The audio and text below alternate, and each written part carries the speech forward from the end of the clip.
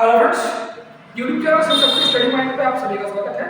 आज हम हिंदी व्याकरण की बात करेंगे। हिंदी व्याकरण में आज हम आपसे छंद के बारे में बात करेंगे। छंद की परिभाषा, उसके प्रमुख लक्षण, उसके भेद और कहाँ से उसकी उत्पत्ति हुई और छंद के कौन से भेद आपके यूपी बोर्ड के सिलेबस में है क्लास 9 से लेकर क्लास 12 तक। यह आपके लिए बहुत ही इंपॉर्टेंट टॉपिक है। इससे हर साल आपके बोर्ड एग्जाम के साथ साथ होम एग्जाम्स में भी क्वेश्चन पुटअप किए जाते हैं, पूछे जाते हैं। अब कभी कभी इसकी परिभाषा और या एक छंद दे देगा, उसका पूछेगा कि कौन से प्रकार का छंद है, कौन सा आपका ये किस छंद का एग्जाम्पल है, वो आपको बताना रहता है। इसके लिए आपके पेपर में 1 से 2 नंबर निर्धारित है। कभी कभी आपसे हर साल इससे क्वेश्चन पूछा जाता है। अगर आप इसके बारे में डिटेल से जानना चाहते हैं तो प्लीज प्लीज प्लीज हमारे वीडियो को बीच में मत छोड़िएगा, हमारे साथ अंत तक जुड़े रहिए और हम आसानी से एकदम सरल भाषा में आपको आज समझाने का प्रयास करेंगे छंद की परिभाषा एवं उसके मुख्य भेद कौन कौन से हैं। इसके साथ साथ हम आपको ये भी बताएंगे कि कौन सा भेद आपके यूपी बोर्ड के सिलेबस में किस क्लास के लिए इम्पोर्टेंट है। ठीक है, उसके बाद हम अलग अलग भेद की अलग अलग जो आपके परिभाषाएं हैं वो अलग अलग हम एक एक छोटे छोटे वीडियोस के माध्यम से अलग अलग उसकी परिभाषा और उसके उदाहरण आपको देते चलेंगे। ठीक है, आइए शुरू करते हैं। सबसे पहले छंद एक की परिभाषा से। छंद किसे कहते हैं? छंद अक्षरों की संख्या, मात्रा, गणना, गति को क्रमबद्ध तरीके से लिखना छंद कहलाया जाता है। हिंदी पद्य में जब हम अक्षरों की संख्या को, उनकी मात्राओं को, उनकी गणना को, उनकी गति को, मतलब किस प्रकार से हमें बोलना है, पढ़ना है, उनकी संख्या कितनी होनी चाहिए, मात्रा कौन सी कहाँ लगेगी, ये व्यवस्थित हो, और गणना मतलब उनकी गिनती कितने अक्षर किस लाइन में आएंगे, ये सब कुछ करके जब हम लिखते हैं क्रमबद्ध तरीके से तो उसे ही क्या कहा जाता है दोस्तों? उसे छंद कहते हैं। छंद शब्द किस धातु, छद धातु से बना है, जिसका अर्थ होता है खुश करना या आह्लादित करना। छंद शब्द जो है वह छद धातु से बना हुआ है, जिसका अर्थ होता है खुश करना या आह्लादित करना। मतलब इस तरह से जब हम किसी पद्य को लिखते हैं तो उसके द्वारा जो हमें आनंद की अनुभूति होती है उसे ही छंद कहा जाता है। छंद का सर्वप्रथम उल्लेख हमें कहाँ मिलता है? हमारे जो सबसे प्राचीन धर्म ग्रंथ है हिंदू धर्म का ऋग्वेद, वहां पर मिलता है। जिस प्रकार गद्य का नियामक व्याकरण है, मतलब गद्य जो है व्याकरण के अनुसार गद्य लिखा और पढ़ा जाता है, उसी प्रकार जो पद्य है उसका नियामक क्या होता है? उसका नियामक छंद शास्त्र है। मतलब कि पद्य हमारा छंद शास्त्र के हिसाब से ही लिखा और पढ़ा जाता है। ठीक है दोस्तों, आशा करते हैं आपको छंद की परिभाषा अच्छे से समझ में आ गई होगी।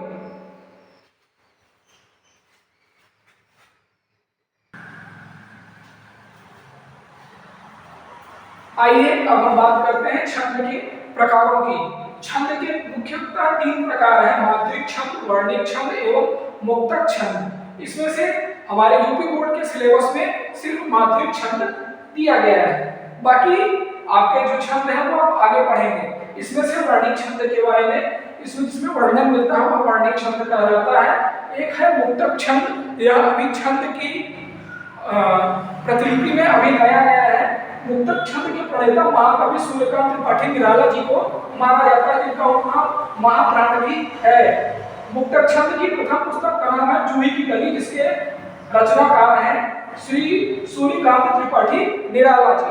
ठीक है दोस्तों, मुक्तक छंद के बारे में हमें इतनी जानकारी होनी चाहिए क्योंकि सूर्यकांत त्रिपाठी निराला जी हमारे यूपी बोर्ड के सिलेबस में भी हैं, इनसे क्वेश्चन आते रहते हैं, तो आप वहां पर ये लिख सकते हैं कि मुक्तक छंद के प्रणेता महाकवि सूर्यकांत त्रिपाठी निराला जी हैं, जिनका उपनाम महाप्राण भी है, और इन्होंने मुक्तक छंद की प्रथम पुस्तक लिखी है जिसका नाम क्या है? जूही की कली, जो कि मुक्तक छंद की प्रथम पुस्तक मानी जाती है। ठीक है दोस्तों, अब आइए हम मात्रिक छंद के बारे में और डिटेल से जान लेते हैं। मात्रिक छंद हमारा 3 भागों में विभाजित है। मात्रा से संबंधित जो छंद होता है, जिस छंद में मात्रा से प्रसन्नता उत्पन्न की जाती है काव्य में, वो उसे हम मात्रिक छंद कहते हैं। मात्रिक छंद 3 प्रकार का होता है। सममात्रिक छंद मतलब जितने आपके पद हैं, किसी छंद में जितने पद हैं सभी पदों में मात्राएं समान हो तो उन्हें हम सममात्रिक छंद कहते हैं। ठीक है दोस्तों, जिसमें सभी पदों में मात्राएं समान होती हैं उसे हम सममात्रिक छंद कहते हैं। कौन कौन से छंद सममात्रिक छंद के भेद कौन कौन से हैं?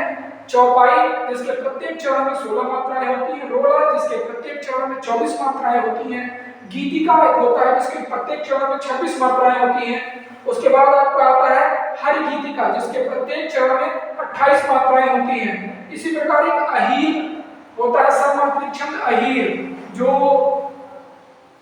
की गाया जाता है, उसमें कुल कितने 11 मात्राएं प्रत्येक चरणों में होती हैं। इसी प्रकार तोमर एक गायन है, तोमर भी सममात्रिक छंद का गायन है, सममात्रिक छंद का पद वो भी होता है, उसमें प्रत्येक चरण में 12 मात्राएं होती हैं। इसी प्रकार वीर और आल्हा, वीर और आल्हा चाहे वीर कह लीजिए चाहे आल्हा कह लीजिए, यह भी गाया जाता है। इसमें भी प्रत्येक चरण में 31 मात्राएं होती हैं। इस प्रकार हमें पता चल गया कि सममात्रिक छंद के कितने भेद होते हैं? चौपाई, रोला, गीतिका, हरि गीतिका, अहीर, तोमर, वीर एवं आल्हा। इनमें प्रत्येक चरण में कितनी कितनी मात्राएं हैं ये भी हमें पता चल गया है। इसके बाद मात्रिक छंद का जो दूसरा भेद है वह है अर्ध सममात्रिक छंद, अर्थात इसके दो चरणों की मात्राएं समान होती हैं।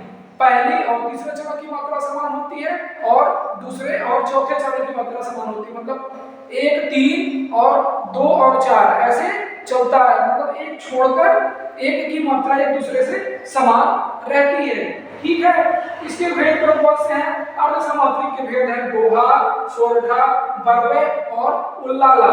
ठीक है, इसके बाद आपका आता है विषम मात्रिक छंद। विषम मात्रिक छंद क्या है? यह सममात्रिक और अर्ध सममात्रिक छंद को मिलाकर बनाया गया सममात्रिक छंद का एक प्रकार है। इसमें क्या होता है?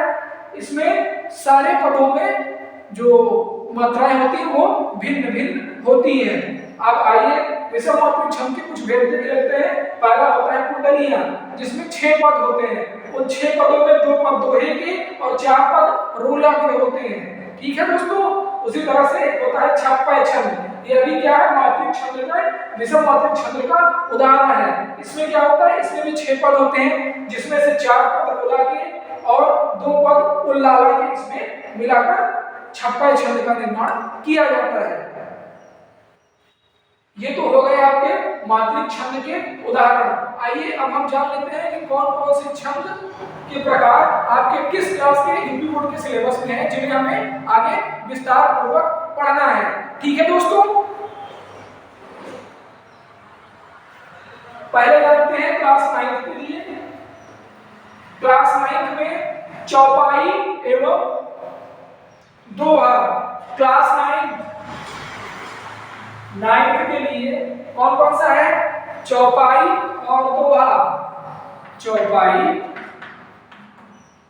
और दोहा, यह मात्रिक छंद के लिए दोनों भेद आपके क्लास 9 के यूपी बोर्ड के सिलेबस में दिए हैं, जिनके बारे में हमें इनकी परिभाषा, इनके एग्जाम्पल हमें पता होना चाहिए और इनके लक्षण क्या है जिससे हम इनकी पहचान कर सके, ये हमें पता होना चाहिए। ठीक है दोस्तों, इसी तरह क्लास 10 के लिए यूपी बोर्ड क्लास 10 के लिए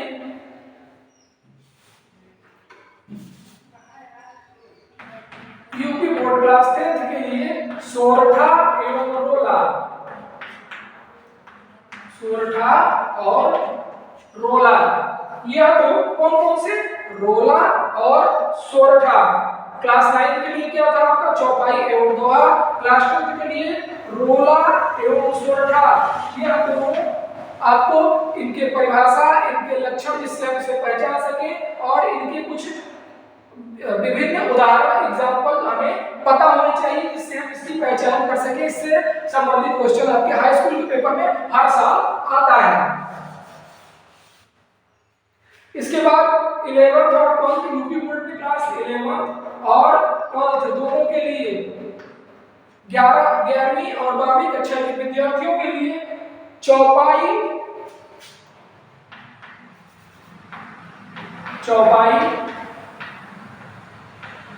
दोहा,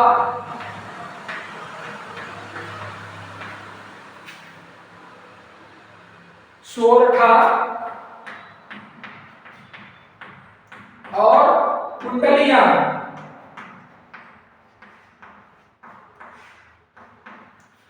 11th और 12th के विद्यार्थियों के लिए चौपाई, सममात्रिक छंद से चौपाई, अर्ध सममात्रिक से दोहा और स्वरठा और विषम मात्रिक छंद से कुंडलियां, यह 4 प्रकार के छंद आपके क्लास 11th और 12th के यूपी बोर्ड के सिलेबस में दिए गए हैं। अब इन सभी के बारे में क्लास 9th के लिए अलग, क्लास 10th के लिए अलग और 11th और 12th क्लास के लिए अलग अलग इन सभी भेदों पर विस्तार पूर्वक चर्चा करेंगे। इनके लिए अलग अलग वीडियोस के माध्यम से हम आपको अभी आने वाले दिनों में इनके लिए अलग अलग एक वीडियो छोटे जिससे कि आपको अच्छे से पढ़ने में आसानी हो, आप ज्यादा समय तक उसको मस्तिष्क में रख सके। क्यों? क्योंकि ज्यादा बड़ा वीडियो हो जाने पर लोग उसे स्किप करना शुरू कर देते हैं और देखते नहीं है, उससे आप भी का नुकसान होता है। वीडियो बनाने वाले का तो कोई नुकसान नहीं होता मगर आपका नुकसान होता है। इसलिए हमारा प्रयास ये है कि हम छोटे छोटे वीडियोस के माध्यम से सब कुछ आपको आसानी से समझाते चलें, जिससे आप उस वीडियो को देखें भी और आपको समझ में भी आए। आशा करते हैं आपको हमारा ये प्रयास अच्छा लगा होगा। अगर हमारा ये प्रयास आपको अच्छा लगा हो, हमारे वीडियोस आपको पसंद आ रहे हैं तो प्लीज हमारे चैनल को सब्सक्राइब जरूर करिए। अगर आप हमारे साथ नए जुड़ रहे हैं तो प्लीज हमारे बेल आइकन के बटन को प्रेस करिए, हमारे चैनल को सब्सक्राइब करिए, दूसरों को भी बताइए जिससे वो भी इस सुविधा का लाभ ले सके, उन्हें भी आसानी से अच्छी चीजें और ज्ञानवर्धक चीजें आसानी से समझ में आ सके। धन्यवाद।